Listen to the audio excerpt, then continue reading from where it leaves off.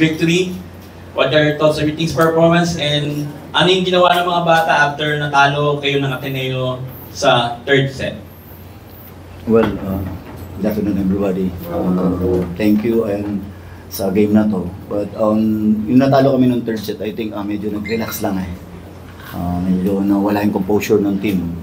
Pero nevertheless, napag-usapan ng grupo na ibalik uli yung kanina ginawa ng first two sets and na-meet naman nila yun. That's why nakuha namin yung fourth set.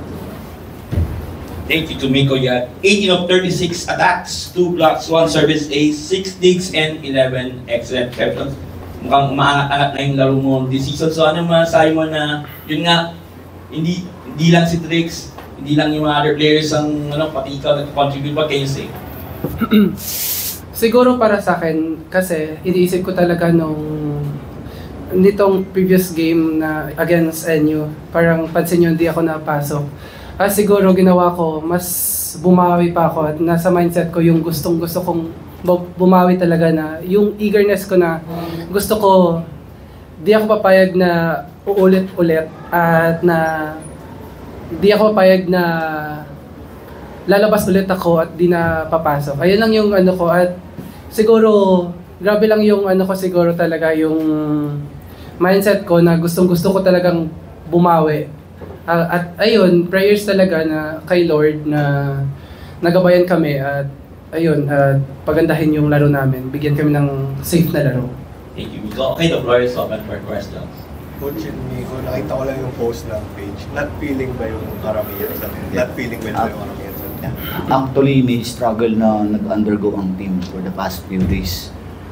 May mga nagkasakit talaga.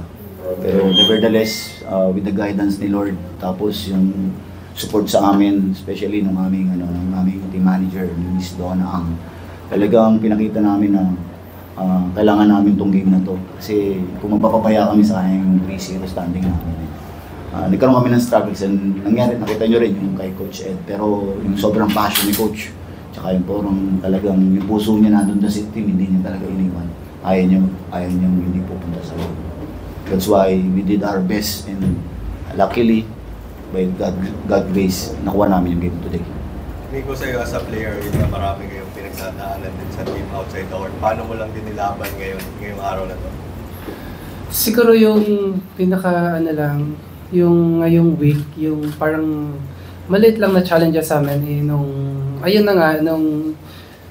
during nagte-training kami, biglang may nagkakasakit. Ayun, at biglang parang in-isolate tapos ng ilang 3 days. Pero despite of that, wala din namang hindi naman big deal na nawala sila kasi pagkatapos naman nun, gumaling naman sila kaagad at bumawi sa training. At ayun, parang nakikita nyo, parang walang sakit kung maglaro. Coach, nabanggit mo lang yung kay Coach Ed. Pwedeng pakilinaw ano lang yung nangyari? Actually, nag-undergo siya ng operation sa Achilles. Nung una, nag-hesitant siya na ituloy kasi nga ongoing ang season. But kailangan kasi habang tumatagal siya, naka-encounter siya ng aksidente. Kaya naputol ang Achilles niya. So, nung una, bigyan siya ng advice. Hindi kasi pwedeng hindi mag-undergo na surgery. So, by God's grace, nangyari, ibigyan siya, and successful naman yung alam niyo na sobrang passionate si Coach Ed. Hanggang ngayon gusto niya talagang katabi yung team. Ayaw niyang paiwan. Maski sa ensayo pumunta siya, kahit hindi niya pa ganun kakaya.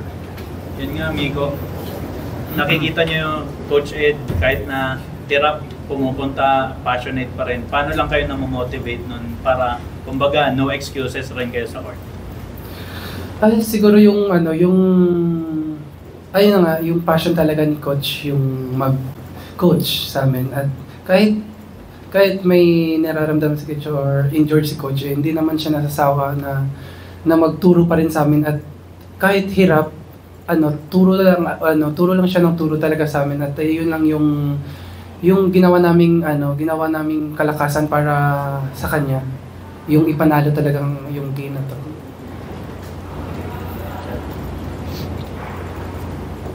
Coach, yung next game nyo against UE on Wednesday, Of course, syempre, ang isa sa mga inaabot nyo yung maging complacent kayo. You nasa ilan sila standing. So, ano yung mindset na gagawin nyo para syempre, masustain nyo yung winning one. Okay, say. Okay. So, on Wednesday, kalaban namin yung UE. We have to prepare. Hindi namin pwede sila baliwalain kasi lumalaban din naman sila. Ang ano lang doon is, siyempre, ang mindset natin is you have to make discipline on your part na i-respect mo yung kalaban mo regardless of the standing. Siguro yun ang magandang ano namin doon. And tuloy-tuloy kasi ang mensahe namin eh. Kung pagpapahingayin man siya, kagaya ng mga nakarang araw, ng mga nagkasakit, pinagpahinga namin, pero nakabalik din kagad. So, again, with the game on Wednesday, hopefully we can still win and siyempre trabahoy namin yung paghihirapan namin. Hindi naman pwedeng bibigay lang nila ng madali. In respect with that team, I think we will still prepare for everything. Last question, Miko. With everything what happened the past few days sa team, so ano man sabi mo sa spirit ng team, you know, ito yung nasuplik, kayo na lang wala pang talo sa liga, what can you say? Despite all of what happened sa inyo in the past week.